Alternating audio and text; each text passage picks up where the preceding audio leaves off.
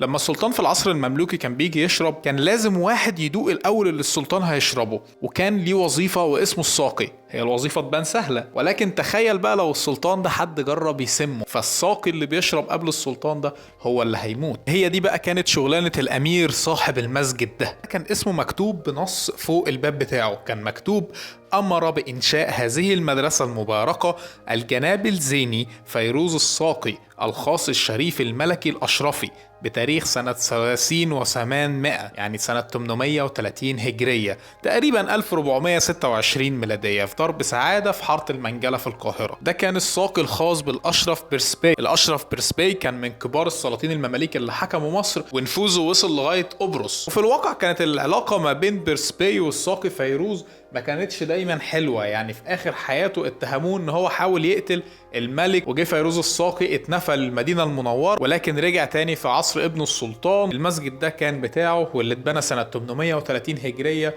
واتدفن فيه. المسجد للأسف حالته وحشة جدا وتحت الترميم من سنة 92 من أيام الزلزال، ولغاية النهاردة في حديد حواليه علشان يسند المسجد وما يحصلوش أي انهيار. اعمل منشن للشخص اللي ممكن تزور معاه المكان ده، وما تنساش اللايك والشير والفولو، واعمل فولو على الانستجرام علشان عليه صور كل الأماكن اللي أنا بروحها.